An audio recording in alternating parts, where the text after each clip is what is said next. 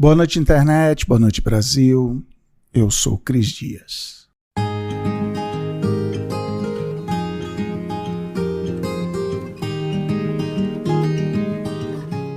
Dizem que a vida tem 3 fases.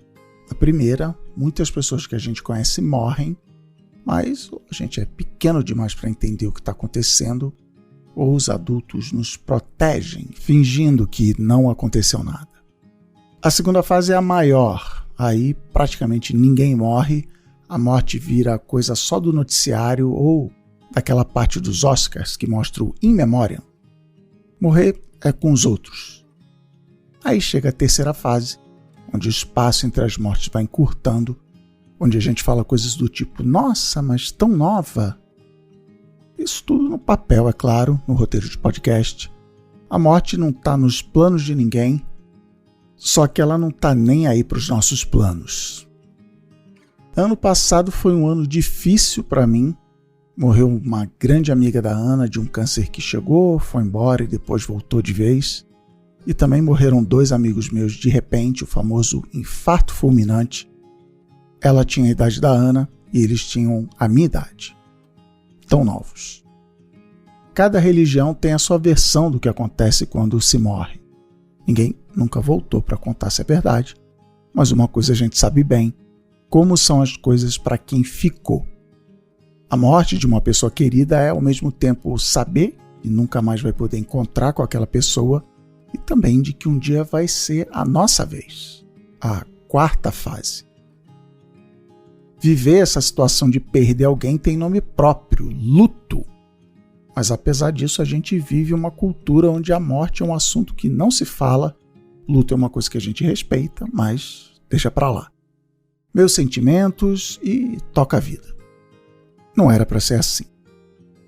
É por isso que essa semana aqui no Boa Noite Internet eu recebi a Laura Capanema, que é da equipe do site Vamos Falar Sobre o Luto, que agora, no dia de finados, lançou um podcast com o mesmo nome, trazendo histórias sobre diferentes lutos contadas pelas pessoas que enfrentaram a perda, cada uma do seu jeito.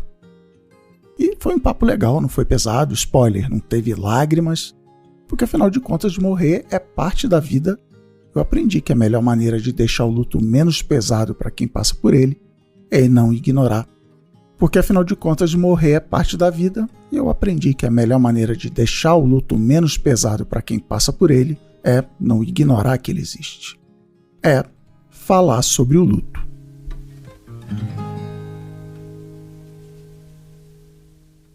Você veio aqui falar de um projeto, de um podcast novo que está saindo, a gente já vai falar do projeto. Ele chama Vamos Falar Sobre Luto, ponto de interrogação. Isso. E normalmente a resposta para essa pergunta, que eu acho legal que vocês apresentam em forma de pergunta, a resposta é não vamos falar de luto, não vamos falar de morte, não vamos falar de perda. Por que isso? Porque essa dificuldade que a gente tem sempre foi assim? Como é que a gente quebra isso? Eu acho que o título é uma pergunta, até porque se fosse uma afirmação, talvez assustasse um pouco mais as pessoas, né? Boa. É uma pergunta, assim, vamos falar de luto? Você tá afim? Vamos aí, vamos nos ouvir, né? Primeiro eu diria que não, nem sempre foi assim. A morte hoje é um tabu, é um dos maiores tabus que a gente tem na sociedade contemporânea, mas nem sempre foi assim. E aí, quando a gente volta, né, no século passado, o grande tabu era o sexo, né? Tá. E hoje em dia, a gente entende que o grande tabu é a morte. Tá. O que foi acontecendo? Com a evolução da medicina, antigamente as pessoas morriam em casa, né? Uhum. As pessoas velavam em casa, né? Tinha aquela história, aquelas famílias enormes, morriam várias crianças. Isso. A morte fazia muito mais parte. Estava mais presente, verdade. Isso, da vida da população, assim, tava ali. E você morria em casa, velava-se em casa, né? Viam-se as pessoas morrendo, viam-se as pessoas mortas.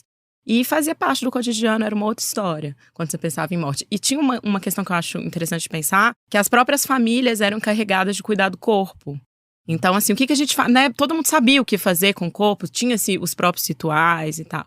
Hoje em dia, além da gente não ver esses corpos, a gente terceiriza tudo, né? Então, assim, voltando só um pouquinho, com a evolução da medicina, as pessoas começaram a ir para os hospitais e passaram assim, a morrer nos hospitais, de um modo geral, né? As UTIs têm horário de visita. Isso. Então, você tem pouco contato com pessoas muito doentes, com pessoas em fases terminais. Cuidados paliativos, quase não se fala sobre isso, né? A gente tem até pessoas maravilhosas aí quebrando esses tabus, começando a falar disso também. mas quase não se fala.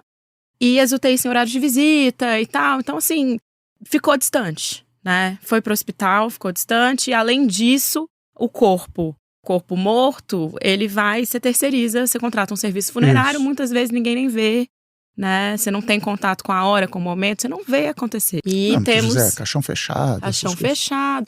Velório, muita gente não quer ir, né? A gente escuta muito, assim. Não quero ir, não gosto de velório, não me faz bem e tal. Então, é um tabu. A morte se distanciou mesmo, a gente lida com a morte de uma outra maneira com o que se lidava antigamente. E como é que a gente lida, você acabou de falar, não vou, não gosto, com a pessoa que está em luto?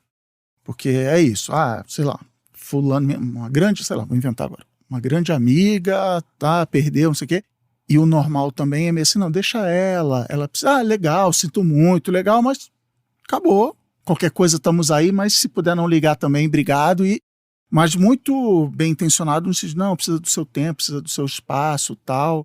Logo de cara, assim, você acha que é tudo bem, esse é o jeito, qual é a abordagem? Vamos começar pela abordagem mais suave, que é o luto dos outros, como a gente lidar com o luto dos outros, como é que você... Os meus sentimentos, né? O bom e velho. Do meu outro, assim, viu? Porque é o famoso memento mori, assim, né? Alguém morre e você é lembrado de que um dia você vai morrer, que um dia as pessoas que você gosta vão morrer. Então, como é que a gente lida com a perda do outro? Tá tudo interligado, né? Assim, eu acho que cada morte próxima que acontece nos faz lembrar que um dia a gente vai morrer, nos faz lembrar que outras pessoas que estão vivas ao nosso redor também vão morrer e nos fazem nos colocar. Então é um grande círculo, né? Eu lembro quando eu era pequena, os primeiros contatos que eu tive com a morte às vezes, nem eram pessoas muito próximas, assim, um amigo do meu pai que morreu quando eu tinha 12 anos. Foi o primeiro velório que eu fui, nunca esqueci. Mas aquilo ali me trouxe um sofrimento enorme, porque eu pensei, putz, um dia vai ser com o meu. Como, de fato, aconteceu alguns anos depois. Um dia vai ser eu, um dia... Não foi o último velório que eu fui, muito pelo contrário. Toda morte te coloca em contato com o e se. E é super importante, né, a gente pensar, assim, morte, por exemplo, os clássicos, assim, pais que perdem filhos, né? E muitos relatam que muitas outras mães e pais que perderam filhos entram em contato, ou outras pessoas que são mães e pais entram em contato, porque se colocam no lugar. Fala, nossa, ele perdeu um filho, eu também tenho um dessa mesma idade e tal. Então, a morte, quando ela acontece perto da gente, ela faz a gente pensar nela, na nossa e na das pessoas próximas. Então, tem isso, né? Agora, o como lidar, a gente tá falando sobre ser um tabu, né? A dificuldade que as pessoas têm de ouvir, porque as pessoas também se colocam em contato com sentimentos que elas não querem ter, que é pensar na própria morte, pensar na morte. E são sentimentos, é louco, porque você pensa, por que você não quer ter esse sentimento? Porque isso vai acontecer com todo mundo. É o maior clichê, mas é a única certeza que a gente tem na vida, né? Então, assim, tem um dado estatístico que fala que, em geral, as pessoas vão perder 18 pessoas ao longo da vida. E dessas 18, 5 são muito próximas. Então, assim, pai, mãe e tal. Poxa, 18 pessoas, 5 são muito próximas, assim, ninguém vai escapar. Só vai escapar se você não viver, né? Então, mas é interessante você falar isso, de só vai escapar se não viver, porque você falou de velório, 12 anos e tal, que eu me lembre, eu nunca fui num velório, e um dos motivos, por exemplo, no velório da minha avó, várias pessoas falaram isso, mas eu lembro da frase de um primo meu que também não foi, ele é, sei lá, 15 anos mais velho que eu, e ele falou assim, se eu for, eu vou ver minha avó morta, e essa é a memória que vai ficar, e eu quero que fique a memória dela, brincando com a gente e tal. E meus pais, eu não vou lembrar exatamente o que eles falaram, mas foi meio assim, não, fica aí. Tipo, não é lugar de criança aí. Eu nem era tão criança assim, eu já era adolescente. Mas quando a mãe da minha mãe morreu, foi isso. Assim, não, fica aí, tá tudo certo, fica com seu irmão mais novo e tal. E essa proteção, isso você tá falando, né? De, não, se protege aí e tal. E aí depois tem essa fase da vida onde, por conta da idade, esse assunto deixa de aparecer e aí meio que dá a volta. Mas é engraçado isso, de evitar, até pro outro. É o tabu tal. mesmo, seus próprios pais estavam com isso na cabeça, assim. Isso é dado. Não vou fazer ele passar por isso. Não vou fazer passar por isso, não faz sentido entrar em contato com ver uma pessoa morta, não é legal, pode ser traumatizante, né? Enfim, é isso. Eu até, quando você falou que seu primo falou, não quero ter a imagem da minha avó morta, que é essa que vai ficar, eu quero pensar nela viva. Eu ia te perguntar, eu falei, será? Será que é a imagem que vai ficar? Acho que não. Eu acho que a pessoa em vida, ela é tão maior do que a pessoa, né? A partir do momento que ela partiu e que ela não tá mais ali naquele corpo, eu acho que isso é um pensamento que a gente tem que quebrar esse pensamento. Não. E a pessoa, ela morrer, você vê ela ali, acabou a vida, é importante também, porque é um ciclo natural, a gente tem que naturalizar, né? Enfim, e ela não tá mais ali ao mesmo tempo que é o corpo dela, então também e tem muito isso, né? Tipo, ela não vai se importar porque, né, ela até mesmo que acredite que o espírito, tipo Star Wars, assim, o espírito dela tá ali vendo, mas assim, ela já morreu e ela quer estar com as pessoas e tal. E tem uma coisa de honrar essa pessoa também, isso, né? Isso. A história de quebrar o tabu parte muito desse lugar, assim.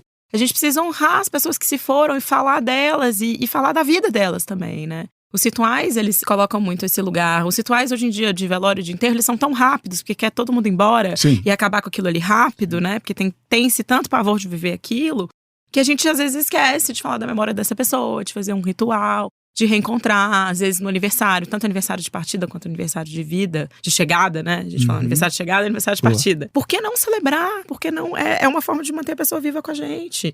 E isso é importante. Eu contei minha história tal, para adolescente e criança é diferente, é igual, como encara, não, vamos lá, até dar a notícia e coisas para prestar atenção nos dias posteriores. Eu acho que faz parte da história de naturalizar a gente começar a falar sobre isso, inclusive para crianças e adolescentes, né? Não é aquela história que você vai pautar a morte o tempo inteiro, não.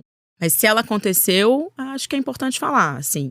O que a gente escuta de especialistas, psicólogos, tem saído até alguns livros infantis, né, sobre luto de criança. É super interessante, porque é isso, as crianças precisam saber que isso acontece, né? Talvez se elas soubessem desde pequenas, com naturalidade, elas vão ser adultos que lidam com naturalidade, porque não é uma história nova da vida adulta, é uma história que já aparece desde pequeno, né? Mas é isso, assim, tem formas de falar, formas de comunicar, né? Inclusive o antes, né? Preparar, tipo, uma doença falou de hospital, UTI, assim, preparar e tal. Essa história, assim, a vovó partiu, virou uma estrelinha. Você pode contar a história que você quiser, né? Mas é importante, eu acho, a criança saber que aquela pessoa não vai estar mais aqui. E que todos nós, um dia, passaremos por isso, inclusive ela própria, que faz parte do ritual da vida. E vamos celebrar quem não tá mais aqui. Outro dia eu até vi que a gente tava o Dia de los Muertos no México, né? Que é um ritual lindíssimo. É bom que eu ia te perguntar de outras culturas, estão ótimo. Eu adoro o entrevistado que já não precisa nem perguntar. A gente já vai. No Dia dos Muertos, eles trabalham com as crianças nas escolas, né? As crianças levam fotos dos entes queridos que já partiram e eles colocam num altar, um altar que tem frutas, que tem outras coisas, eu não vou saber direito, porque eu nunca estive lá presencialmente. Adoraria, é uma das minhas maiores vontades da vida. Mas as crianças trabalham isso nas escolas, esse ritual. Então é muito legal, né? E tem isso que você falou de contar histórias e manter a tradição, né? De, minha bisavó fazia, não sei o que. Exato. Você lembra, por exemplo, meu filho, eu tenho um filho de 5 anos e eu já perdi meu pai, ele não conheceu o avô, né? E aí eu tento levar pra eles as histórias do vovô e tal. Mas às vezes eu sinto falta de ter ritual mesmo, porque fica meio solto, assim. Eu conto do vovô quando eu lembro do vovô e conto que o vovô não tá mais aqui, que o vovô morreu e tal, ele super entende. Mas às vezes eu acho que se a gente tivesse esses rituais mais marcados, que não estão na nossa cultura, claro que eu poderia criar eles na minha família e tal, mas assim, no dia a dia a gente nem lembra. Eu acho que seria ainda mais interessante, sabe? Às vezes eu tenho uma amiga que morou no México muito tempo e ela também tem uma filha pequena e ela que trouxe essa história. Vamos fazer um altar com os nossos entes queridos? Essa minha amiga também perdeu o pai. Vamos colocar a foto dos vovôs e vamos chamar as crianças e elas vestem, fantasiam e brincam. Eu falei, cara, vamos demais! Que legal! Por que a gente não faz isso aqui, né? Então, assim, que legal ter um dia que a gente pode parar e pensar em quem já foi, da família, quem era essa pessoa, o que essa pessoa trazia de interessante pra gente, por que a gente sente falta dessa pessoa, o que essa pessoa gostava de fazer, a foto, a imagem, é muito legal, é muito importante. Mas essa coisa que você falou, esse cenário até quero me livrar, quero que acabar logo, é muito São Paulo, pelo Brasil, como é que é? Porque agora eu pensei nisso. Não, tô cheio de coisa para fazer, preciso ir para próxima e tal, ou é uma coisa bem católica brasileira que é forte no Brasil inteiro? Eu acho que é uma coisa bem católica brasileira, forte no Brasil inteiro de modo geral. Eu acho que existem, claro que com a diferença social, com a desigualdade enorme que a gente tem, as pessoas são obrigadas a lidarem de formas diferentes, porque nem todo mundo consegue internar, mandar para o hospital uma pessoa doente, ou mesmo contratar um serviço funerário e tal, tem, né? Enfim, não é fácil, custa caro. né, enterrar uma pessoa. Custa caro comprar um caixão, custa caro hospitalizar uma pessoa. Tanto que tem planos, né? Você já vai, já deixou pago, o fulaninho já deixou tudo pago para não dar trabalho, porque também tem essa, deu trabalho. Então eu acho que em lugares, em comunidades onde se tem menos poder aquisitivo, talvez as pessoas tenham um contato mais próximo com a morte, não por escolha, mas como se era antigamente, né?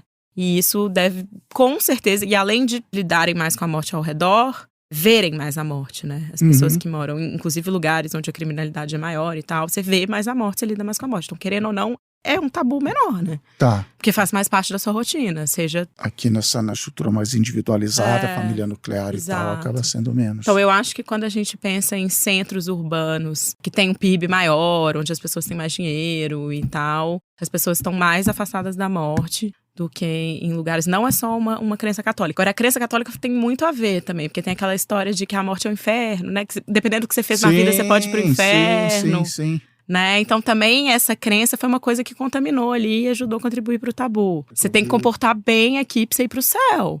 Não, então, a história que eu vi tem umas 2 semanas, a amiga minha estava contando que ela precisava contar pra avó, muito católica, que ela não ia casar na igreja, pelos motivos dela. E que a avó ficou chocada, não sei o que. Ela ensaiou todo um discurso, né, pra contar pra avó. Nossa, com a mãe do lado, mãe, ajuda lá, tal, não sei o que. E que o fim da história é a avó falando assim, eu fiz a minha parte, eu fui à igreja todo dia, eu não sei o que lá, e eu vou chegar no céu e minha família não vai estar lá pra passar a eternidade comigo. Caraca, nunca tinha pensado que essa ia ser a reação da minha avó, assim, vocês têm que fazer a parte de vocês vão pro inferno e tal. É isso, tem essa, é o juízo final, o julgamento final e tal, é bem doido. Isso também contribui com o tabu, né? Dependendo de como as religiões e as crenças também entendem a moral, né, da história do ser humano ali na Terra. Se reencarna, se não reencarna, o que acontece, ser julgado, sendo julgado e tal. Exato. Mas, por outro lado, o México é um país muito católico. Extremamente católico, né? Mas eles têm esse ritual. De repente do povo originário lá e tal, alguma coisa, não sei, que pega isso. E eu fico pensando também se a morte não tem um sentimento de derrota, tanto que a gente fala, sei lá, derrotou um câncer. Sei lá, de que não deu, tentamos fazer tudo de controle, né? As pessoas querem ter controle sobre a vida, sobre a carreira, sobre os relacionamentos e tal. E, cara, aquilo ali, que nem você falou, a única certeza que tem. Não, isso aqui eu perdi isso aqui. Até a gente fala, perdi um parente, perdi uma pessoa querida. É engraçado, isso não tinha pensado. O termo perder, né? Não sei qual é o pior, tipo, perdi minha caneta, não sei onde tá. Mas tem isso de ser derrotado. E é louco, se você for pensar, você não perdeu. Essa pessoa continua fazendo parte da sua vida pro resto da sua vida, né? Tem um provérbio indígena que fala isso, assim, que até a última pessoa que conheceu aquela pessoa que morreu estiver em vida, essa pessoa ainda está em vida. Isso é muito bonito, né? E aí conecta no ritual que você falou de manter essa memória viva. Porque senão esse tempo encurta, então vamos falar dessas pessoas. Então é isso, assim, o meu pai tá com a gente até que a última pessoa que o conheceu esteja na Terra. Sim. Né? Então é muito forte, né? E as histórias que você continua contando. Então não é perder, né? Não é perder. Você perdeu o palpável, o material, mas a presença, memória é presença, né? A gente esquece que memória é presença. Resgatar a memória, falar, relembrar, ensinamentos que a pessoa te trouxe, tudo isso faz com que a pessoa se mantenha viva também. Então, não é que você perdeu o físico, você perdeu o contato diário, você perdeu a conversa, você perdeu o abraço, que é muita coisa, de fato, é muita coisa. Mas a memória é presença, a gente tem que lembrar disso. Por isso é tão importante cultivar as memórias, né? É a única forma de manter a presença, é a memória, né?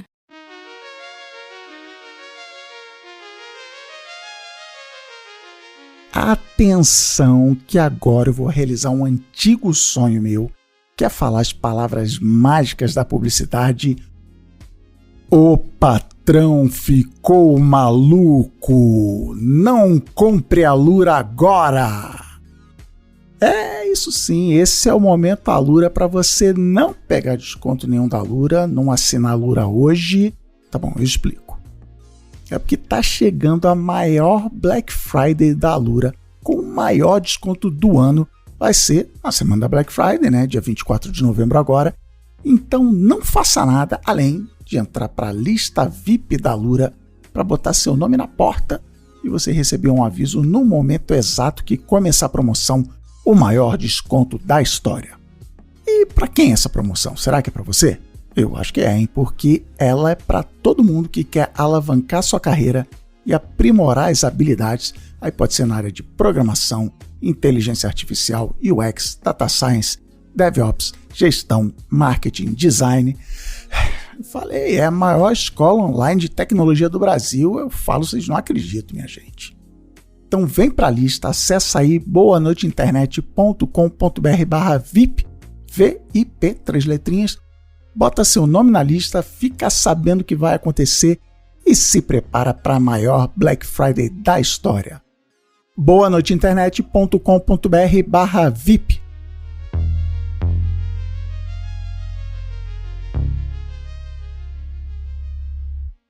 E tudo bem a gente falar do seu pai? Tudo bem, tudo bem. Como é que foi a sua história? A minha história, ela entrelaça, né? Com a história do projeto, com a história do podcast. Eu sempre fui uma criança que tinha muito medo das pessoas morrerem. Tá. Isso é uma coisa que me marcou. E também eu acho que não por acaso eu me envolvo com esse assunto e gosto desse assunto, porque é um assunto que sempre me marcou. Medo de alguém morrer? Medo de alguém. Eu tinha muito medo dos meus pais de você morrerem. Morrer? Eu não sei se isso tem a ver, porque minha mãe é médica. Tá. Então minha mãe tava sempre indo pro hospital com roupa branca. E aí ela chegava do hospital com roupa branca, tinha aquela coisa, não encosta que eu tô... Ela falava, eu tô com a roupa de bichinho, não pode encostar, deixa eu tomar banho, não sei o quê. Minha mãe trabalhou em UTI, minha mãe trabalhou em pronto-socorro e tal. Então ela falava muito disso, então acho que pode ter a ver com isso. Mas eu lembro até hoje do dia que ela me contou que todo mundo morria. Tá. Eu devia ter, sei lá, uns 6 anos. Eu lembro que eu tava na casa da minha avó, que também já é falecida. Lembro desse quintal dessa casa da minha avó em Belo Horizonte, eu sou mineira e tal. Eu lembro do dia que ela me contou. E eu, mãe, mas como assim todo mundo vai morrer? Você vai morrer? Ela, vou, filha. E falando com uma naturalidade. Eu também? Você também. Mas como assim? Não fazia sentido, né? E aquilo me marcou muito. Tanto que é uma memória que ficou. E eu passei muito tempo com medo dos meus pais morrerem. Então era uma coisa que todo Natal... Uma coisa que toda criança passa. Talvez umas mais, outras menos, né? Mas, enfim, em mim era uma coisa muito forte. Eu lembro aquela coisa do Natal, da família toda junta. Aí eu ficava pensando, será que no Natal que vem a família vai continuar junta? Natal, pra mim, é muito melancólico. Até hoje é muito melancólico. Pra mim também, mas por outros motivos. A gente divide as pessoas entre as pessoas que amam o Natal e as pessoas que odeiam o Natal. Eu era a pessoa que amava o Natal e aí aconteceu uma coisa na minha família que não tem nada a ver com morte, que eu agora não odeio o Natal, mas eu fico de Natal, eu acho que até sei mais ou menos. Isso. É isso aí. Não é que eu odeio o Natal, mas é isso. Natal é deprê, que nem você falou assim. E agora com os meus filhos tá ano a ano melhorando. Então assim, eu achava o Natal melancólico, tinha aquela coisa, mas eu tinha muito medo. E aí um dia um amigo do meu pai morreu. Eu tinha uns 12 anos, foi a primeira morte que eu lembro, assim. E aí, os meus 2 avós já tinham morrido quando eu nasci. Então, eu só tinha 2 avós. E aí, tinha essa coisa da memória, das fotos. A gente entrava, mas também não era muito forte. Meus avós acabaram virando 2 figuras meio etéreas, assim. Porque meus pais falavam muito pouco deles. Eu fui até entender mais sobre eles depois que eu fiquei adulta e fui pesquisar por minha conta, assim. E aí, esse amigo do meu pai morreu. E aí, eu lembro que eu fui no velório e eu quis ir no velório. Meu pai falou assim, mas não precisa ir. Não, mas eu quero. Eu queria ver como que é. Como que é o ritual? O que acontece? Como que é uma pessoa... Eu nunca tinha visto uma pessoa morta, eu tinha muita curiosidade. Como que é a pessoa não estar mais ali? O corpo fica frio? Sabe? Eu tinha essa curiosidade, eu achava até estranho as pessoas não terem. Porque eu falava, gente, mas se vai acontecer com todo mundo, por que ninguém tem curiosidade, né? É um medo e um fascínio ao mesmo tempo. Que é diferente de uma relação mórbida, tá? Mas é aquela coisa da criança que tem medo. Você tem medo de cobra, mas você quer ir lá ver a cobra. Sabe, igual meu filho. Ele quis ir lá no Instituto Butantan ver as cobras, só fala de cobra, mas tem horror de cobra e medo de cobra, sonha com a cobra. Tá muito interligado, né? Eu tinha isso, eu tinha uma curiosidade tremenda e ao mesmo tempo que eu tinha muito medo de perder as pessoas. Mas eu achava estranho ninguém ter curiosidade. E aí eu lembro desse amigo do meu pai, eu lembro que eu fui no velório, eu lembro que eu fiquei tristíssima e arrasadíssima. E aquilo me marcou, e eu contei para as minhas amigas. E foi tanto que até hoje eu lembro onde foi, eu lembro a roupa que eu tava, eu lembro as caras das filhas desse amigo do meu pai, que são muito amigas das minhas irmãs mais velhas, e a gente convive até hoje, eu lembro muito. Foi realmente um evento marcante. E aí depois eu perdi algumas outras pessoas da família, perdi um tio muito querido, e vivi outras experiências, mas é isso, assim, foi fazendo parte da minha realidade. E até que em 2014 eu perdi meu pai de câncer. Que era o maior medo da minha vida, né? Perder meus pais. E foi um câncer muito grave, mas assim, ele tava bem. Tava em recuperação, tava na quimioterapia. Eu tinha muita esperança. E, de repente, aquela coisa, ficou internado, não saiu mais da UTI, sabe? Degringolou ali. Quanto tempo é essa internação? 1 ano e 2 meses. Não, ele ficou 17 dias internado, mas ele ficou 1 ano e 2 meses tratando de químio. E quando ele morreu, foi aquela história, aí você entende quando é com você, né? Você recebe muito carinho das pessoas próximas. E até no dia do velório eu lembro da minha mãe falando, não foi um dia de tanta comoção familiar, um dia que a gente chorou demais e tal, porque a gente, querendo ou não, já tava há 17 dias vivendo aquilo ali, né? E eu lembro que a minha mãe falou isso, ela falou assim, mas esse dia não é o pior. Esse dia não é o pior, não. O pior é depois. O pior é o luto. Não, você tá falando, tô lembrando que existe a missa de 7º dia.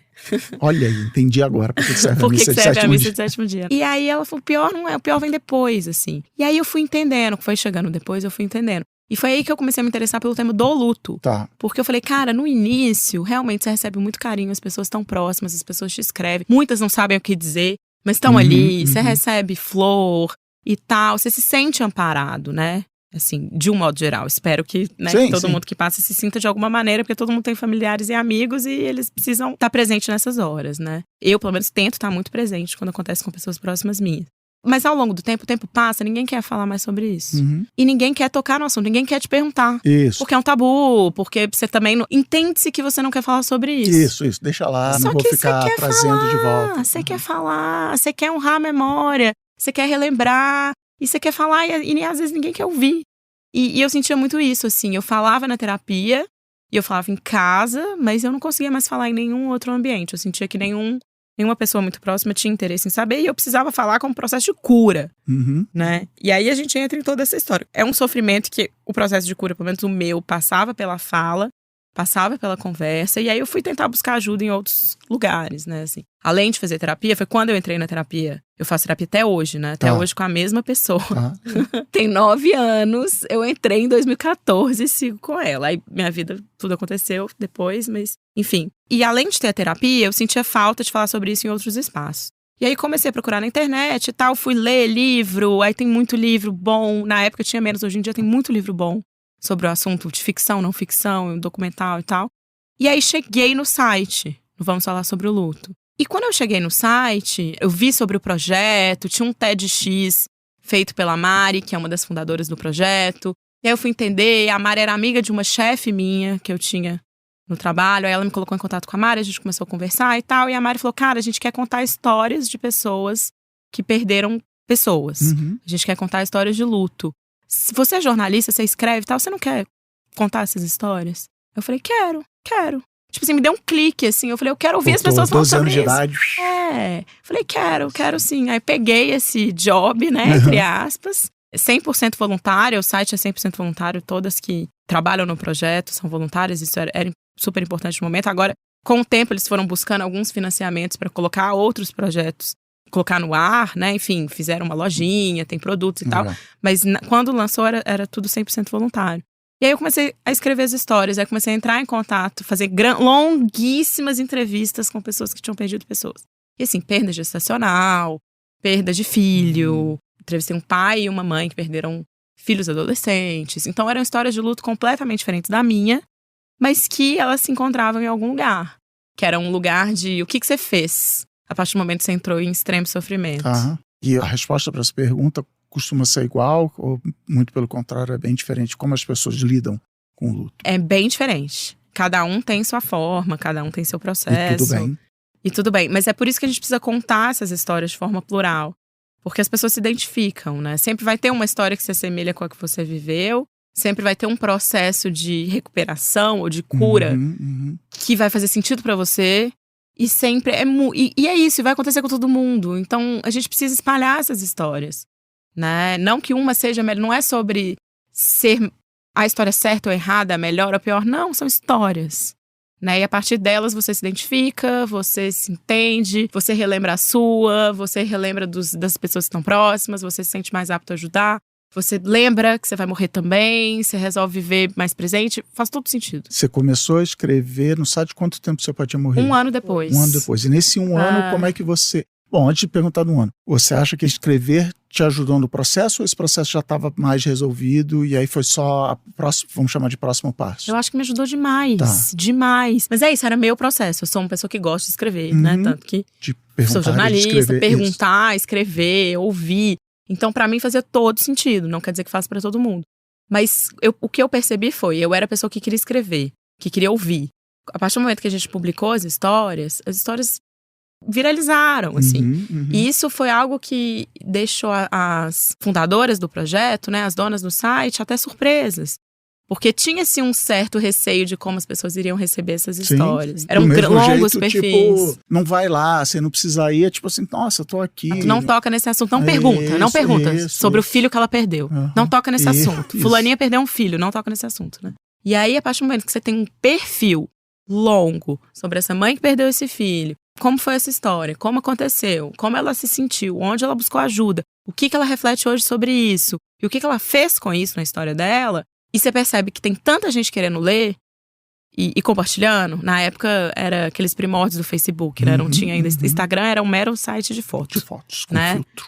Saudades. Inclusive. Mas na época, no Facebook, as histórias viralizaram muito. A primeira história que a gente publicou, do Paulo Camossa, que por coincidência é o primeiro episódio do podcast, aí depois a gente chega no podcast, o site saiu do ar.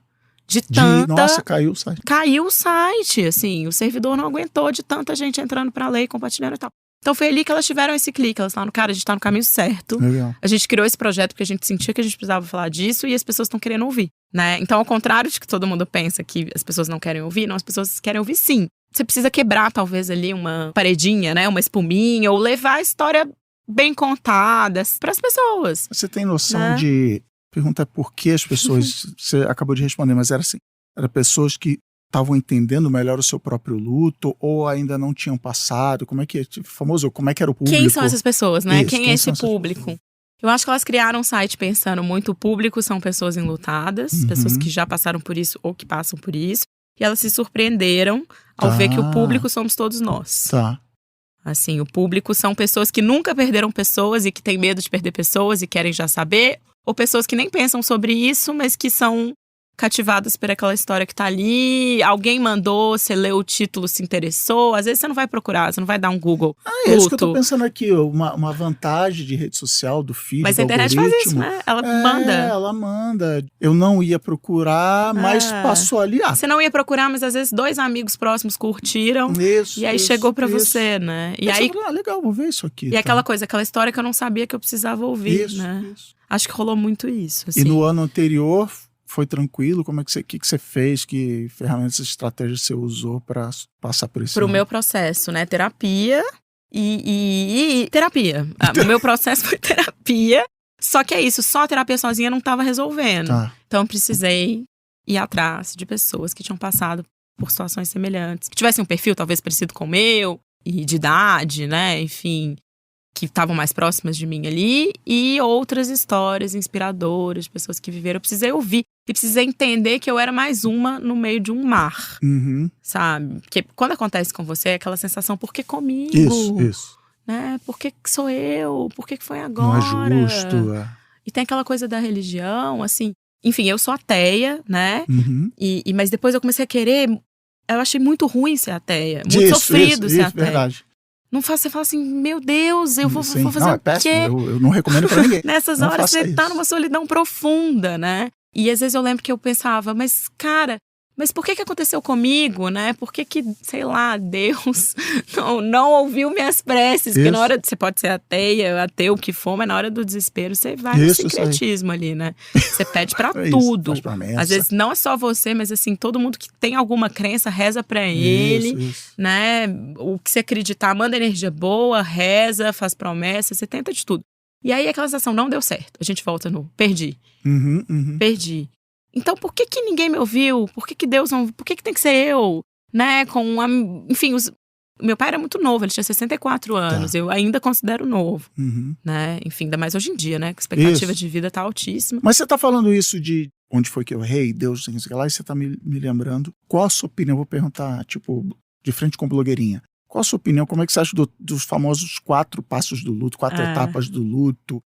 Você que já saiu por aí, tá esse tempo todo perguntando, ajuda, não ajuda, acontece, a ordem é essa, tem outras coisas no meio que ninguém mapeou, é diferente para cada um, como é que é? Não, a ordem não é essa, não existe, né? Você conversar com especialistas, enfim, pessoas que estudam o assunto a fundo e entrando em contato com essas pessoas negação, raiva, barganha, são 5. Negação, raiva, barganha, depressão e aceitação. E a aceitação é a última, né? Mas assim, eles vão falar que não existe manual do luto. tá? Não existe. Isso é, cada um tem seu processo, até porque cada um tem sua história. Você tem seu sentimento, você tem seu contexto, você tem seu contexto social. Tem gente que às vezes não dá conta nem de entender que tá em luto, porque tem que tocar a vida. Você tem que tocar o barco, você tem que trabalhar, você tem que botar comida em casa. Se você tem filho pequeno, então, ferrou. Assim, você não vai ficar ali, talvez, ter tempo de entrar em contato com seus sentimentos. Você vai ter que tocar o barco. Claro que se você entra no estágio de depressão profunda e tal, você nem dá conta de tocar o barco. Mas é isso, cada contexto é um contexto. Então, isso não existe. Entende-se que são fases, eu acho, que são muito comuns de serem acessadas por pessoas enlutadas. Então, assim, a raiva é muito comum de viver. A depressão é bastante comum que aconteça. A aceitação também, em algum momento, é muito provável que ela venha. A gente espera que ela venha, porque faz parte da vida. Mas não são todas as pessoas que têm raiva, não são todas as pessoas que se deprimem, não são todas as pessoas que aceitam. Tem gente que passa uma vida sem aceitar uma morte, né? Esse assunto voltou tanto em 2020 por causa da pandemia, que o autor dessa lista voltou e acrescentou um 6 para sei lá o que era. E eu lembro que eu ficava assim, né? Não, gente, eu tô na fase tal, tô não sei o que. Eu voltei pra raiva, dei a volta, voltei. Que isso? Você vai, você pula, aí você aceita, aí um dia você não aceita mais e voltou pra... É isso. E falou-se muito do luto coletivo, né, na pandemia. Que era um conceito completamente novo, né? O que é o luto coletivo? Ele existe. Mas ele tem que ser entendido sobre óticas diferentes, porque os contextos são muito diferentes. Uma pessoa que pode ser hospitalizada pela Covid, né, que tem plano de saúde, é uma pessoa que vive um luto, tende a viver um luto de uma forma diferente de uma pessoa que não tem nada, ou uma pessoa cheia de comorbidade que não vai sair de casa. E a gente entra naquele famoso sistema de se funcionou comigo, se espelhar no outro, vice-versa. Se funcionou comigo, funciona pra você, foi assim que eu fiz, e achar isso.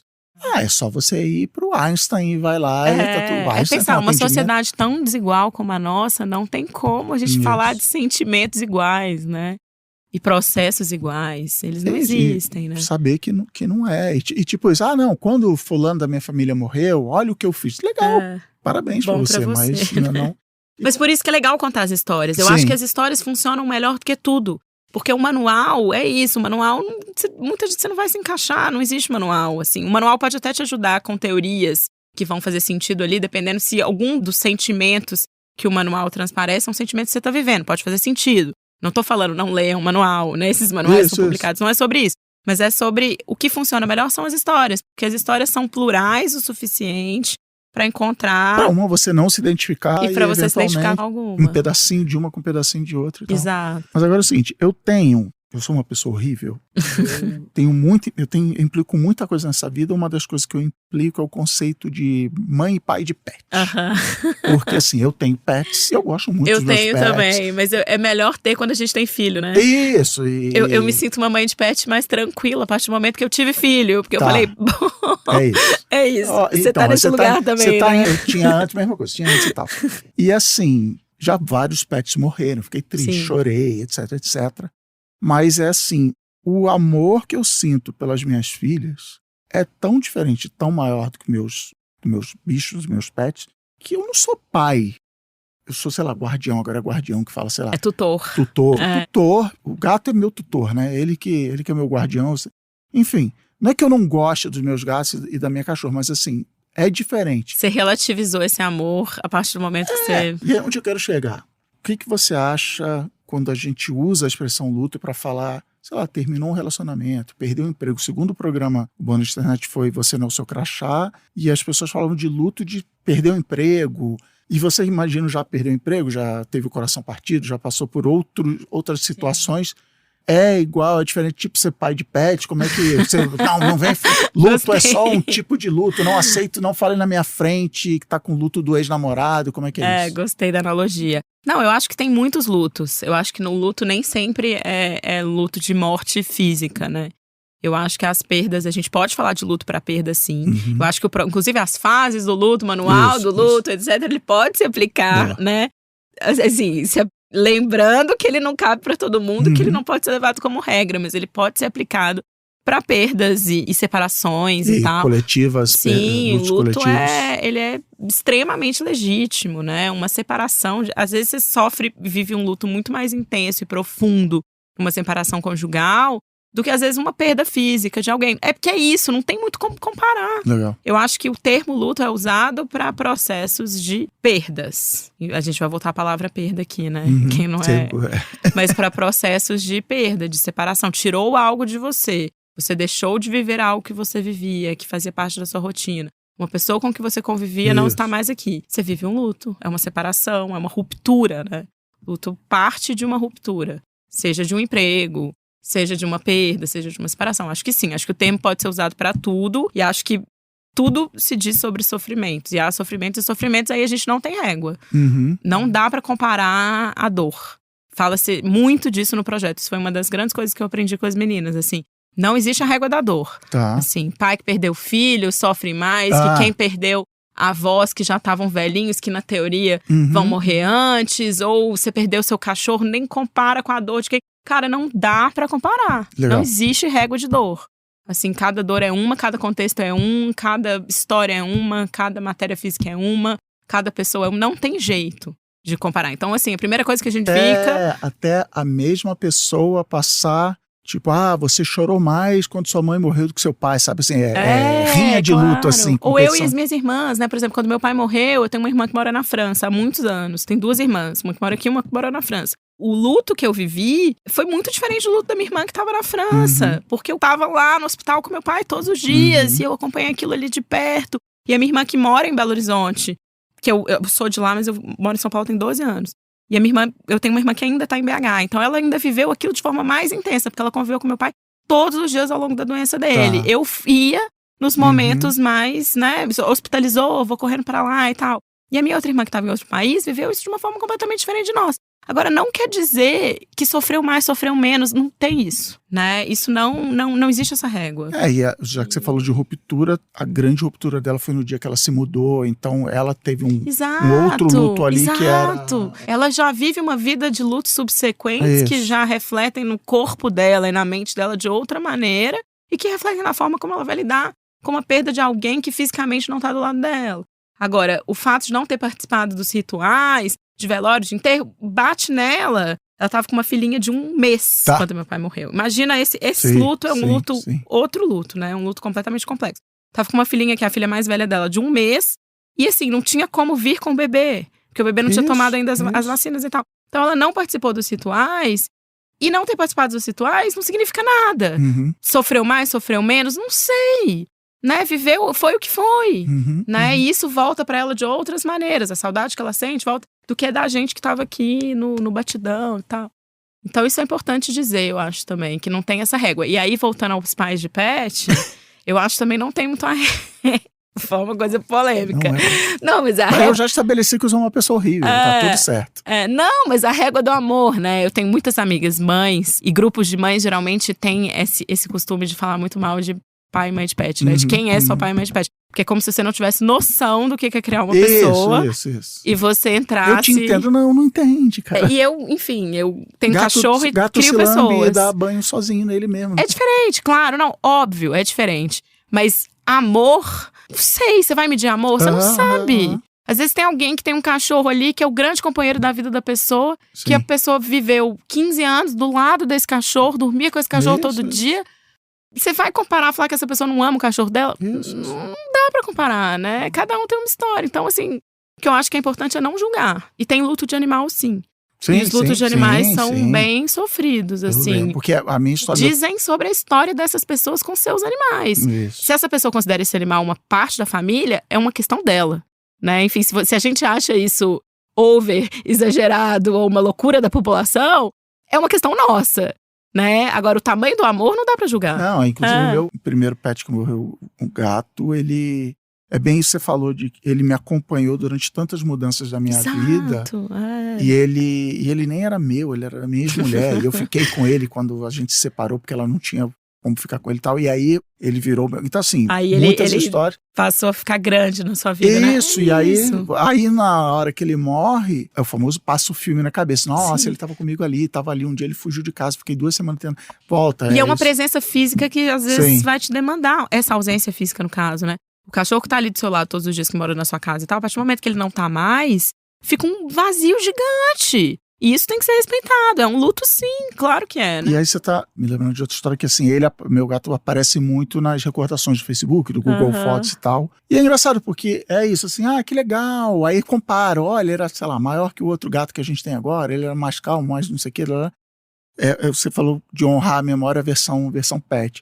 Mas tem coisas que aconteceram na minha vida. Eu parei de usar, de entrar no Facebook para ver as recordações, que era um ritual, já falei isso há muito tempo no podcast, assim, era fazer meu café, sentar no sofá, botar a canequinha do lado e ficar vendo as lembranças do dia, enquanto o café dá aquela esfriadinha e beber. Era o meu ritual da manhã. Eu parei de fazer isso, assim, eu não quero ver o que vai aparecer ali, eu não quero voltar no tempo para passar por certas coisas que eu vou ver ali, e não, aí né? que vão me doer, mas aí você tá falando, você vai revendo, e até hoje, assim, essas coisas que eu não quero ver aparecem, porque eu acabo vendo o Google Fotos agora, mano, super legais, e dá uma das... Claro, faz parte da sua vida, da sua história, né? Claro que é um luto, é isso. E aí, maior ou menor, não sei, isso não existe. É um luto, ponto, né? E você vai viver. Aí você falou, eu achei engraçado. Eu adotei a minha cachorra, eu tenho 2 cachorros, vira-latas. E eu adotei a primeira, a Benedita, 1 ano depois que meu pai morreu. Tá. Então acho que tem tudo a ver com o meu processo de luto. Sim. Eu queria vida na casa, eu queria um servir, eu queria uma coisa nova, queria mudar alguma coisa e tal. Sempre gostei de bicho, mas eu não tinha bicho no momento, eu adotei ela. Ela veio pequenininha, assim, numa caixinha de papelão, de uma ONG. E ficou muito... Ela se tornou uma coisa enorme na minha vida, assim, naquele momento. Fisicamente também gigante. Também, cresceu. Não tanto, mas cresceu. Não vai crescer muito. Não, ela cresceu média, mas cresceu. E se tornou uma coisa gigante. Eu acho que tem tudo a ver com o meu processo de luto. Acho que foi uma ferramenta que eu encontrei naquele momento ali, que eu precisava de vida dentro de casa, e eu trouxe aquela cachorra pra dentro de casa. E ela... o tempo passou, depois eu peguei outro cachorro, depois eu tive um filho. É claro que o papel dela é outro na minha vida. É claro que a presença dela é outra. É óbvio, isso é óbvio, enfim. Mas isso não quer dizer que quando ela se for, vai ser uma ausência gigantesca. Porque ela tá comigo desde 2015. Já tem 8 anos, vai fazer 9 anos agora. Assim, ela passou por inúmeros processos junto comigo na minha vida. Que medo que eu tenho de perder ela, sabe? Vai ser uma ausência gigante. Agora a gente tá com a primeira cachorra lá. E até fisicamente... Você tinha gato, né? Ainda tenho gatos. Nem vamos entrar nessa. Eu nunca fui de pet, até por família, meu pai nunca curtiu. Sim. E aí eu não fui criado com isso e beleza, nunca senti falta.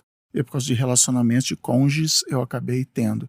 Mas fisicamente, o cachorro tá ali o tempo todo e tal. E o gato, pelo contrário. Ele vem, dá aquela esfregada e sai de novo e tal. Então o cachorro tem essa quantidade de contato físico maior. Então sim, é um negócio bem diferente. Não tem melhor, não tem pior. Não tem, É o que é, assim, né? Agora é engraçado pensar, geralmente os primeiros lutos das crianças são de bichos de estimação. Isso, sim. É uma oportunidade bem legal de falar sobre luto e morte e vida com as crianças.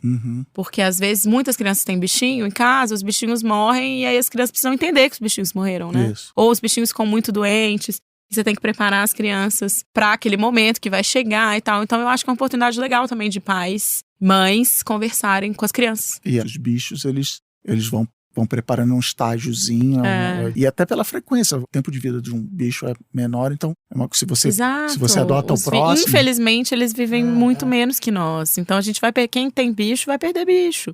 E um dos motivos do meu pai não curtir é que ele é aquele que fala assim, eu não quero mais passar por isso. A minha mãe fala isso também.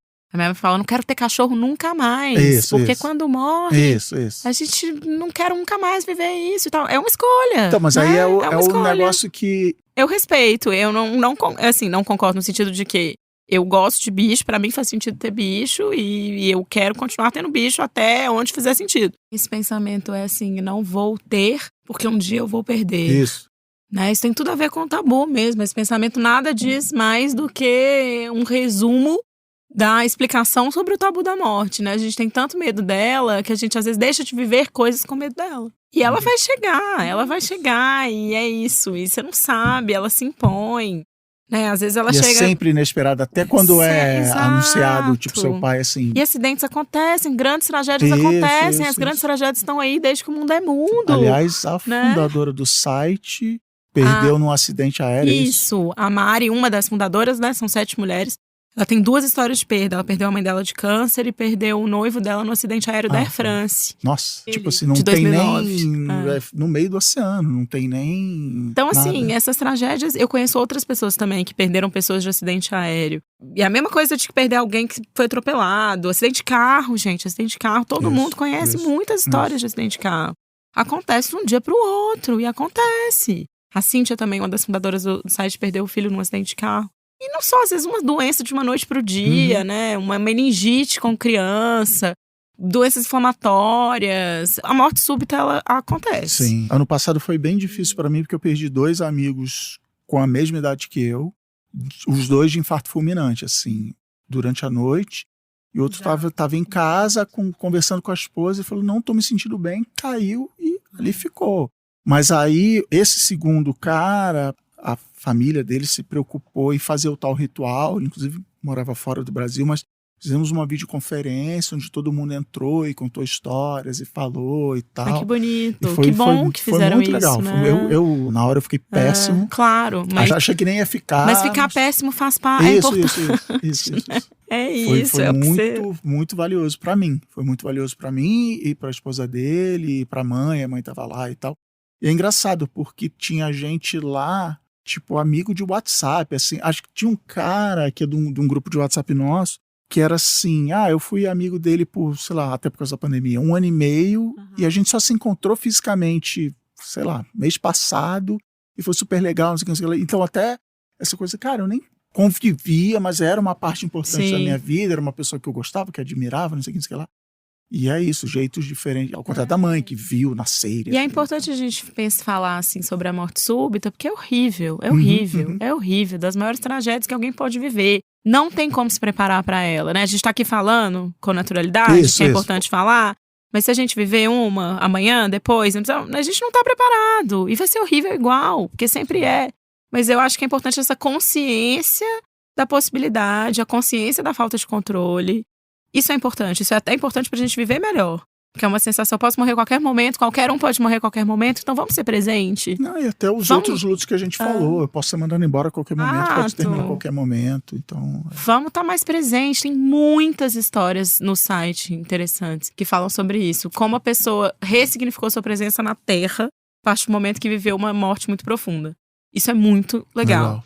Assim, gente que mudou de vida, foi fazer um ano sabático, mudou de trabalho, já estava, às vezes, em relacionamentos conturbados, aí foi... Às vezes você precisa mudar de vida mesmo, Sim. Às vezes você precisa se conectar com só o que faz sentido pra você, porque você cria uma consciência de morte tão grande, uma consciência de falta de controle da vida tão grande, que aquilo ali te traz mais vida. Sabe? Isso é muito interessante. Aquilo ali te coloca mais em... Cara, vou fazer o que me dá prazer, vou fazer o que eu acredito, né? Dentro do possível, porque ninguém faz só o que dá prazer, mas enfim. Vou sair do automático, vou me conectar com as pessoas que são importantes pra mim. Não sei quando eu vou encontrar com essas pessoas de novo.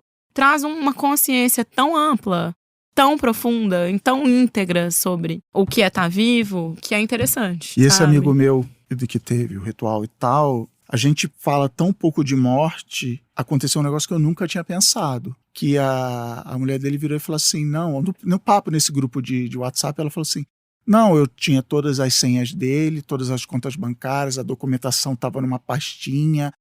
E é isso, assim, você falou de morte súbita, assim, morte súbita, cara, e aí, sabe, a senha do banco, a senha do e-mail, do telefone, será que fora testamento, assim, né, nos Estados Unidos tem muito essa cultura de testamento, até porque lá a burocracia é verdade. Bizarra, mas assim, cara, deixar um testamento, aqui está o caderninho de senhas, e ele como era muito nerd, ele era assim, não, tem que ser em papel, porque eu não posso depender. O telefone que estava junto explodiu e que tinha as senhas, mas também não pode ter só um papel, porque a casa pode pegar fogo, então tinha cópias das senhas. Ele era muito preocupado com isso e tal.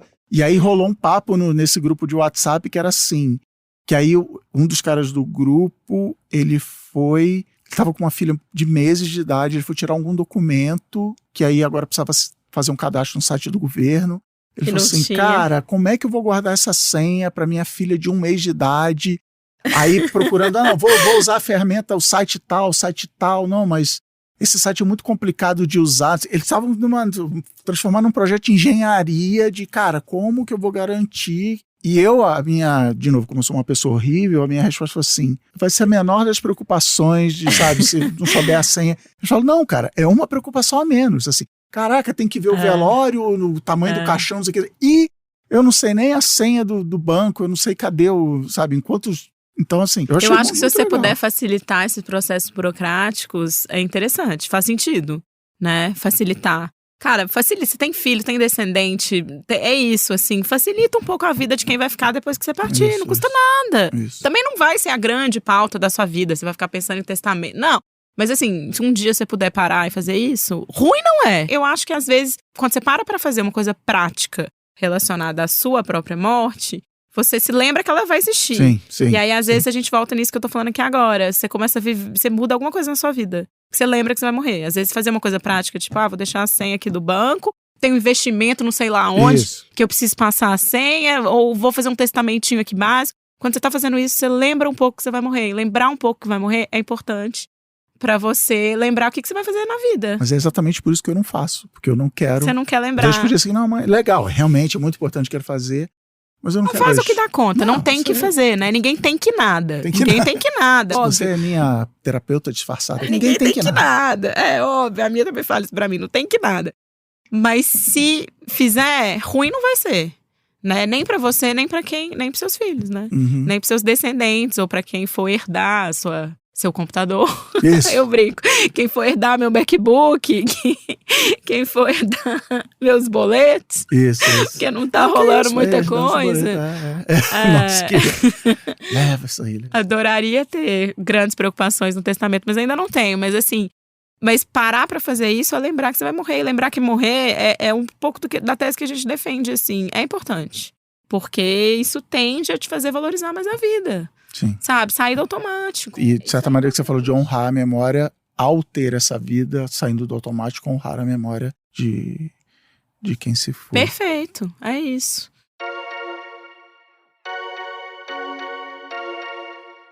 E você aí, já tá sentindo o cheirinho? Qual? Cheirinho de Black Friday chegando, dia 24 de novembro. Então é hora de falar do nosso parceiro querido Promobit. E olha, eu sempre achei que Black Friday era só para quem quer trocar de celular ou pegar aquela TV gigante, 1 milhão de polegadas. Mas não, descobri que tem muita gente que compra até produtos de limpeza, até papel higiênico, o povo aproveita para comprar. Então, achei doideira. Eu nunca pensei que ficar de olho em promoção de sabão em pó, de detergente, mas olha, economizar é economizar. Aí nessa hora só a comunidade do Promobit para ajudar a gente. Tem oferta entrando toda hora e a comunidade dando dica e recomendação se a oferta é boa, se vale esperar mais um pouquinho, se o produto é de qualidade, né, no meio de tanta marca que tem por aí. É gente de verdade, não é robô nem propaganda. Por isso não tem lugar melhor para achar as melhores ofertas na Black Friday e no ano todo, né? Então se liga, acessa boanoiteinternet.com.br/promobit ou clica no link da descrição aí, né? Baixa o app, coloca aí na sua lista até o seu amaciante preferido, cheiro de rosas, qual é? Que aí o Promobit te avisa assim que a comunidade farejar uma promoção. Aliás, eu lembrei aqui, eu preciso ficar de olho também nas famosas cápsulas de café, então deixa eu botar na minha lista de desejos aqui. Já sabe então, boanoiteinternet.com.br/promobit, da TV ao papel higiênico, as melhores promoções em um só lugar. E como é que você falou do site, você até contou algumas histórias aí das fundadoras e tal. E aí, como veio o podcast? Qual a diferença? O que o podcast traz? Você tem agora alguns minutos para falar muito bem de podcast aqui pra gente. Vamos lá. Eu acho que a frase que melhor descreve a vontade da equipe de fazer um podcast é: a gente precisava dar voz, literalmente, àquelas histórias. Porque eram histórias que iam muito bem no texto. E, enfim, fazem sentido no texto e tal. Mas voz é voz, sim, né? E aí você vai concordar, porque você é um podcaster nato. Eu também, né? Eu também sou. Já quase nato. Trabalho com podcast também, enfim. Eu amo, eu acho das coisas mais maravilhosas que tem. Sim. Pra gente ouvir história e pra gente se conectar com pessoas, entrar na intimidade, aquela sensação de que você é uma mosquinha que tá ouvindo uma conversa, né? Isso. Só o podcast traz isso, assim, eu amo. E é isso, assim, eram histórias que iam tão bem no texto. E você pensa, se a gente trouxer essas histórias pra voz, a gente vai ter alguns elementos que a gente não consegue ter no texto. A gente vai ter lágrima, a gente vai ter riso, a gente vai ter pausa, a gente vai ter silêncio, a gente vai ter entonações. Isso. E a gente pode ter música, né? A gente pode ter trilha. Trilha é importante para as emoções. A trilha ajuda a guiar as emoções. Trilha é lindo, né? Eu sou muito fã de trilha. Também trabalho com música, então também para mim é tudo, podcast e música é uma combinação eu às vezes perfeita. acho um pouco de trapaça isso que você acabou de falar, de guiar as emoções, mas fala, é isso mesmo. Mas o cinema tá aí fazendo isso, né? Desde sempre. Então, mas antes da trilha, a voz, né? A trilha, na verdade, é só um complemento. Então, surgiu isso. Cara, isso ia ficar lindo no podcast. Isso ia fazer muito sentido no podcast. Então, e como é que é o formato do podcast? Aí também teve-se a ideia de fazer um documentário. A ideia do documentário é uma ideia que já existe há um tempo, enfim. Mas é isso, documentário é uma coisa, imagem é uma coisa, voz com imagem é uma coisa, e só voz é outra coisa. Então foi uma escolha não fazer videocast. Legal. Foi uma escolha, cara, a gente vai tocar em temas que são tabus, a gente vai tocar em temas, em histórias que são, sobretudo, muito tristes, né? São histórias de superação, íntimas e tal. Tem muita beleza nas histórias, tem muita lição de vida. Não falando aqui de uma forma piegas, mas falando de uma forma assim, aprende-se muito com essas histórias. Mas são, sobretudo, histórias muito tristes. Então, a gente poder escutar no fone de ouvido, sabe? Escutar faz sentido. Faz mais sentido, assim, quando é mais íntimo, sabe? Eu acho que os entrevistados, eles se soltam mais quando eles não estão sendo filmados. Sim. Você também vai concordar, porque você também trabalha com isso. Antes de eu fazer meus vídeos, eu já falo isso. É mais fácil até esquecer que aquilo está sendo gravado. Exato. Então é o formato perfeito pra gente falar de histórias tão íntimas, né? Então surgiu essa ideia de fazer o podcast. Aí a gente quis trazer algumas das histórias que já estavam no site. A do Paulinho, do Paulo Camossa, que é o primeiro episódio. Foi a primeira história do site, foi a que o servidor caiu. E aí eu tinha feito o texto dele, tinha feito a entrevista dele há 7 anos atrás. E aí elas me chamaram pra fazer de novo a entrevista com ele 7 anos depois. E só que no formato voz, né? No formato podcast. E aí foi muito interessante, porque a gente tinha se falado há 7 anos atrás, a gente se falou agora. E assim, quando a gente se falou, já tinha muito tempo que ele tinha perdido a filha dele. Ele perdeu a filha dele quando ela tinha 18 anos. Que tinha sido em 2007, eu acho, ali. Já tinha alguns anos. E agora tem mais tempo ainda do tempo quando ele me contou que tinha perdido a filha dele, que já tinha muito tempo. Então a gente conseguiu fazer esse paralelo do tempo, sabe? Muito tempo se passou. Hoje em dia, quando você deu a primeira entrevista, agora mais tempo ainda se passou. O que mudou no seu luto? O que mudou na forma como você enxerga seu processo de luto? Mas então, esse é o podcast. Então a gente trouxe algumas das histórias que estavam no site, mas também tem histórias novas. Legal. Tem a Steph Machado, que é uma influenciadora que tem uma história de perda gestacional de gêmeos, que é uma história que ela fala pouco, né, nas redes dela, e ela contou de uma forma muito profunda e íntima e aberta. O episódio dela é incrível, eu fiquei emocionadíssima de ouvir. E fiquei feliz também com tudo, assim, com as reflexões que ela traz e tal. Achei de uma humanidade, assim, impressionante. A gente tem a Bettina Bopp, que é uma escritora, que é mãe da Maria Bopp, que é a atriz. E a Bettina cuidou de muito tempo de um irmão. Então também tem essa história dos cuidados paliativos, da pessoa, do papel do cuidador, que também está muito ligado à luta e morte. Então interessantíssimo. A gente tem o Flávio Botelho, que é um cineasta que acabou de lançar um filme que passou na mostra, A Metade de Nós, que ele fala sobre o suicídio da irmã, que foi através de uma depressão pós-parto. Então assim, é tabu atrás de tabu, são assuntos, tudo se cruza ali. E cada história é muito própria, né? Então a gente tem histórias de perdas gestacionais, a gente tem histórias de perdas de filhos adolescentes, a gente tem histórias de perdas de pais mais velhos, a gente tem histórias, pessoas que tiraram a própria vida, e aí como é que é muito mais tabu, né? Isso. Então como é que fica pra quem fica, como fala sobre isso. A gente falou de inferno, tem religiões que, tipo, pior ainda. Você tirou sua própria vida, pior ainda. A novela lá, A Viagem, era Lembra, o Alexandre.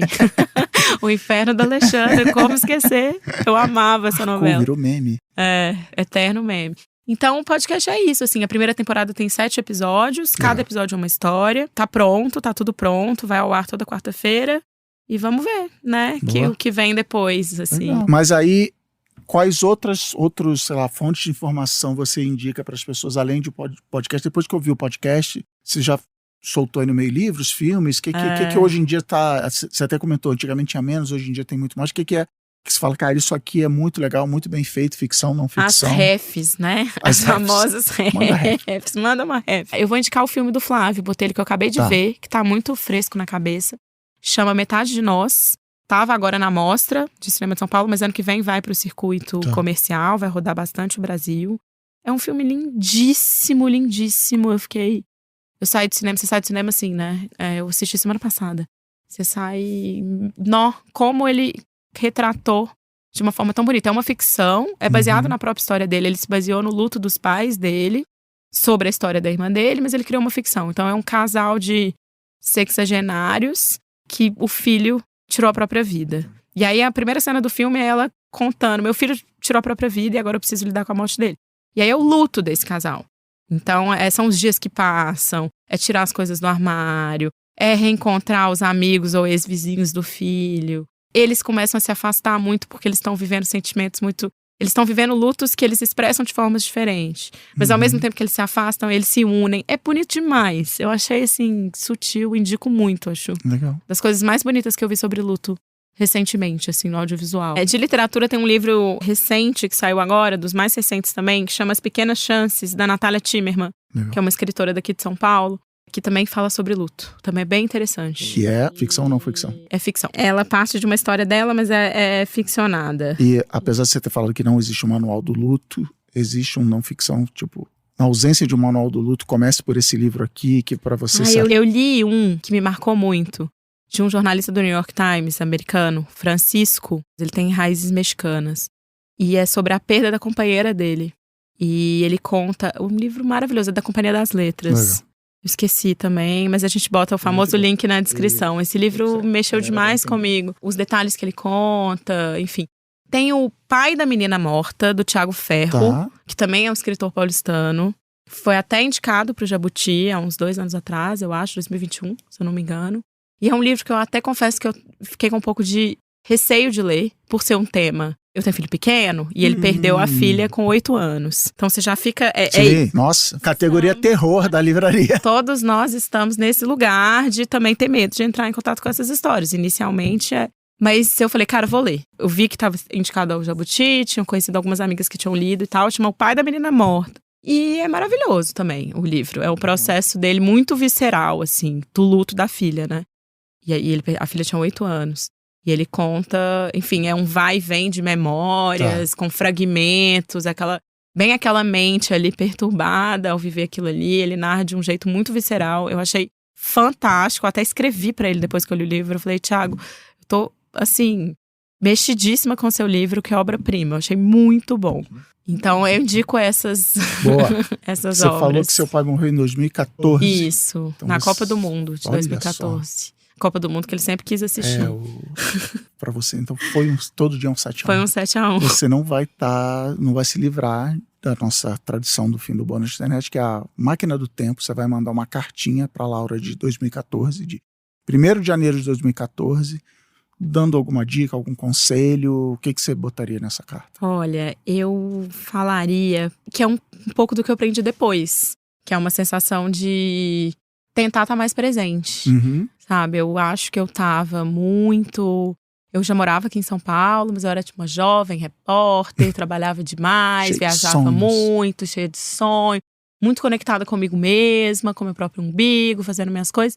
E acho que eu poderia ter, sei lá, ter me atentado mais que meu pai tava doente, sabe? Esse foi um dos grandes... Não arrependimento, porque a gente também faz o que dá conta. E quando eu dei conta, eu fui pra lá, fiquei lá direto. Enfim, briguei com os médicos, ligava pros médicos direto. Minha irmã até hoje conta, lembra que você ficava ligando pros médicos e tal? Pois eu tava desesperada. Tinha que fazer alguma coisa. Mas eu acho isso, assim, eu acho que eu tava muito olhando pra mim e no automático. E eu acho que isso foi algo que mudou depois.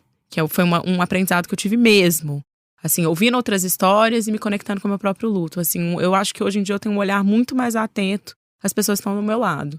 Acho que os meus amigos, as pessoas que convivem comigo, concordariam que foi algo que mudou. Claro que não é sempre, a gente entra no automático direto. Tá aí. Ainda mais, né, mãe, filho pequeno, trabalhando, a gente entra, a vida tá aí, a vida se impõe.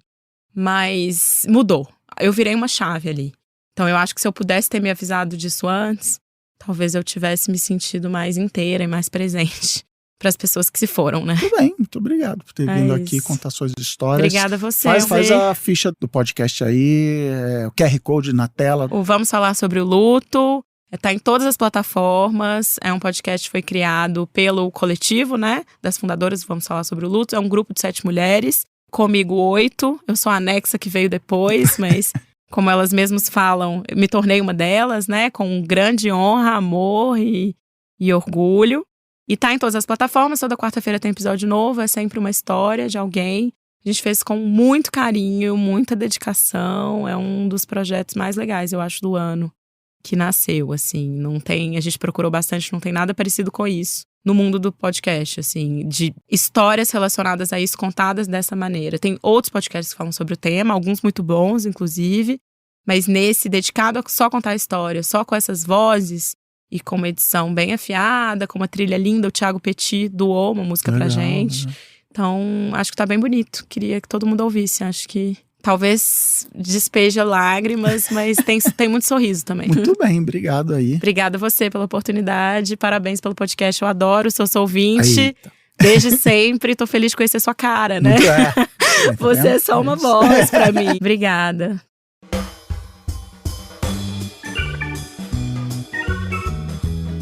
É isso aí, internet. Muito obrigado por mais um programa aqui comigo. O ano tá acabando. Essa temporada aí gigante tá chegando no fim. E meu obrigado especial a quem apoia o Boa Noite Internet. Sem vocês não tinha isso aqui. Essas pessoas maravilhosas que encontram comigo lá no Discord, leem a newsletter e, acima de tudo, me mostram que fazer isso aqui vale a pena.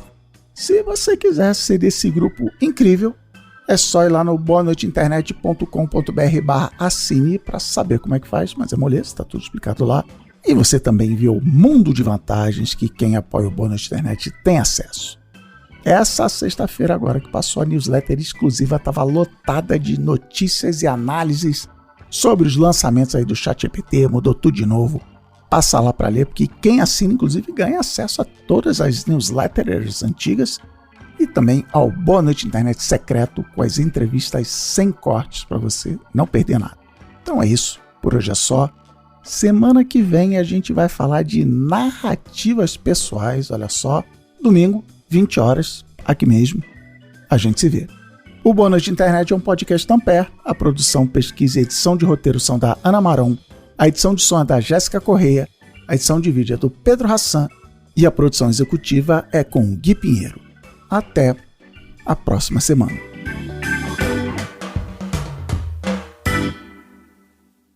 Ampere.